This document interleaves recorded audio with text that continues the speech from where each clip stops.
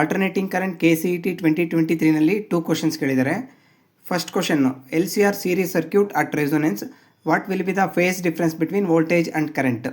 Face difference find ಮಾಡಬೇಕು ಅಂದರೆ formula π = tan inverse XL - XC divided by R. So ಅವರು resonance ಅಂತ mention ಮಾಡಿರೋದ್ರಿಂದ ಸೊ XL ಮತ್ತು XC ಎರಡು ಈಕ್ವಲ್ ಇರುತ್ತೆ.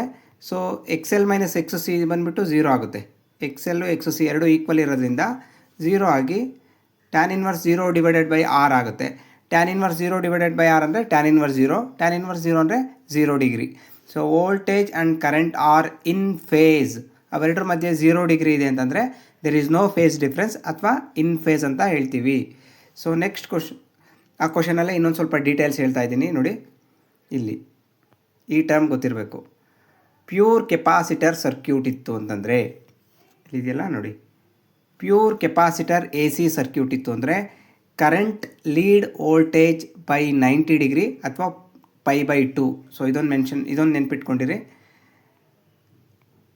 Next, pure inductor AC circuit current lags voltage by 90 degree. Capacitor ಇತ್ತು ಅಂದರೆ ಕರೆಂಟ್ ಲೀಡು, ಇಂಡಕ್ಟರ್ ಇತ್ತು ಅಂದರೆ ಕರೆಂಟ್ ಲ್ಯಾಗ್. ಇವೆರಡು ಪಾಯಿಂಟು ನೆನ್ಪಿಟ್ಕೊಂಡಿರಿ, ಬೈ 90 ಡಿಗ್ರಿ ಅಥವಾ π/2. ಆ್ಯಂಡ್ RLC ಸರ್ಕ್ಯೂಟ್ ಏನಾದರೂ ಇದ್ದರೆ, RLC ಸರ್ಕ್ಯೂಟ್ ಏನಾದರೂ ಇತ್ತು ಅಂತಂದರೆ ಸೊ ಅದರಲ್ಲಿ XL XC, XL ಬಿಗ್ಗಿರೋ ಕಂಡೀಷನ್ ಇದೆ, XC ಬಿಗ್ಗಿರೋ ಕಂಡೀಷನ್ ಇದೆ, XL XC ಎರಡು ಈಕ್ವಲ್ ಇರೋ ಕಂಡೀಷನ್ ಇದೆ. ಸಪೋಸ್ XL ಏನಾದರೂ ಬಿಗ್ಗಿತ್ತು ಅಂತಂದರೆ current lag voltage by formula ಬಂದುಬಿಟ್ಟು current lag voltage by π = tan inverse XL - XC divided by R. ಯಾಕೆ XL - XC ಅಂತಂದರೆ ಇಲ್ಲಿ XL ಬಿಗ್ ಇದೆ. ಸೊ ನೆಕ್ಸ್ಟು, ಅಕಸ್ಮಾತ್ XC ಬಿಗ್ಗಿತ್ತು ಅಂತಂದರೆ current lead voltage by angle π = tan inverse XC - XL divided by R. ಯಾಕೆ ಅಂದರೆ XC ಬಿಗ್ಗಿದೆ. ನೆಕ್ಸ್ಟು, ಅಕಸ್ಮಾತ್ XL XC ಎರಡು ಈಕ್ವಲ್ ಇತ್ತು ಅಂದರೆ I and V are in phase, 0 degree ಇರ್ತೈತೆ ಅಥವಾ ಇನ್ ಫೇಸ್ ಇರುತ್ತೆ. ನೆಕ್ಸ್ಟ್ ಕ್ವಶನ್ ನಂಬರ್ 2 ಹೋಗೋಣ. Ideal transformer turn ratio is 10, primary voltage is 220 volt 50 hertz, what will be the output power ಅಂತ ಹೇಳಿದ್ದಾರೆ.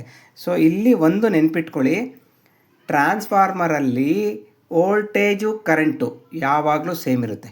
ಪ್ರೈಮರಿನಲ್ಲಿ ಏನು ವೋಲ್ಟೇಜು ಕರೆಂಟು ಚೇಂಜ್ ಆಗುತ್ತೆ, ಫ್ರೀಕ್ವೆನ್ಸಿ ಮತ್ತು ಪವರು ಚೇಂಜ್ ಆಗಲ್ಲ. ಪ್ರೈಮರಿನಲ್ಲಿರೋ ವೋಲ್ಟೇಜೇ ಬೇರೆ, ಸೆಕೆಂಡರಿನಲ್ಲಿರೋ ವೋಲ್ಟೇಜೇ ಬೇರೆ. ಪ್ರೈಮರಿನಲ್ಲಿರೋ ಕರೆಂಟೇ ಬೇರೆ, ಸೆಕೆಂಡರಿನಲ್ಲಿರೋ ಕರೆಂಟೇ ಬೇರೆ. ಆದರೆ ಫ್ರೀಕ್ವೆನ್ಸಿ ಮತ್ತು ಪವರು ಪ್ರೈಮರಿನಲ್ಲಿ ಏನು ಫ್ರೀಕ್ವೆನ್ಸಿ ಇರುತ್ತೋ ಸೆಕೆಂಡರಿನಲ್ಲೂ ಅದೇ ಫ್ರೀಕ್ವೆನ್ಸಿ, ಪ್ರೈಮರಿನಲ್ಲಿ ಏನು ಪವರ್ ಇರುತ್ತೋ ಸೆಕೆಂಡರಿನಲ್ಲೂ ಅದೇ ಪವರ್ ಇರ್ತದೆ. ಹಾಗಾಗಿ ಇದಕ್ಕೆ ಡೈರೆಕ್ಟ್ ಟಿಕ್ ಹಾಕ್ಬೋದು, output power and input power are same, ಇಷ್ಟು ಮೆನ್ಷನ್ ಮಾಡಿದ್ರೆ ಸಾಕು. ಸೊ ಅದೇ ಥರ ಸಪೋಸ್ ಅವರೇನಾದರೂ ವೋಲ್ಟೇಜ್ ಕೇಳಿದ್ರೆ, ಔಟ್ಪುಟ್ ವೋಲ್ಟೇಜ್ ಕೇಳಿದ್ರೆ ಅವರು ಟರ್ನ್ಸ್ ರೇಷಿಯೋ ಕೊಟ್ಟಿದ್ದಾರೆ. ಟರ್ನ್ಸ್ ರೇಷಿಯೋ 10 ಅಂತ ಅಂದರೆ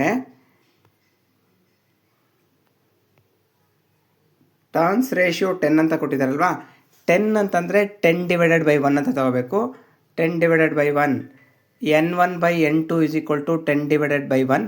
ಆ N1 ಅಂದರೆ NP ಪ್ರೈಮರಿ, N2 ಅಂತಂದರೆ NS secondary. Primary turns, secondary turns. So suppose ಅವರು output power input power relation ಕೇಳಿದ್ರೆ output power and input power are same, but output voltage ಕೇಳಿದ್ರೆ same ಇರಲ್ಲ. ಸೊ ಅದಕ್ಕೆ ಒಂದು ಫಾರ್ಮುಲಾ ಯೂಸ್ ಮಾಡ್ತೀವಿ ನೋಡಿ. ಸೊ ಈ ಫಾರ್ಮುಲಾ ಯೂಸ್ ಮಾಡಬೇಕು. NP divided by NS = VP divided by VS. So NP divided by NS, so NP divided by NS ಬಂದುಬಿಟ್ಟು 10/1 ಇದೆ. ಓಕೆ, ಅದು ಬರ್ಕೋತೀನಿ. Next VP divided by VS. So VP value ಎಷ್ಟು ಕೊಟ್ಟಿದ್ದಾರೆ, 220 ವೋಲ್ಟ್ ಕೊಟ್ಟಿದ್ದಾರೆ. VP is 220, VS ಗೊತ್ತಿಲ್ಲ. So cross multiply ಮಾಡಿದ್ರೆ ನಮಗೆ VS ವ್ಯಾಲ್ಯೂ ಬರುತ್ತೆ. ಸೊ ಇದನ್ನು ಕ್ರಾಸ್ ಮಲ್ಟಿಪ್ಲೈ ಮಾಡಿ ಸಿಂಪ್ಲಿಫಿಕೇಷನ್ ಮಾಡಿದ್ರೆ VS = 22 ವೋಲ್ಟ್ ಬಂತು.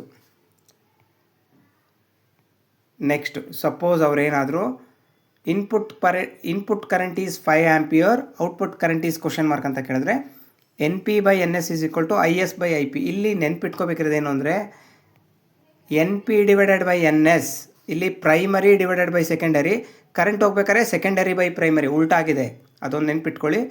So N P by N S 10/1, I S by I P value 5 ampere ಕೊಟ್ಟಿದ್ದಾರೆ.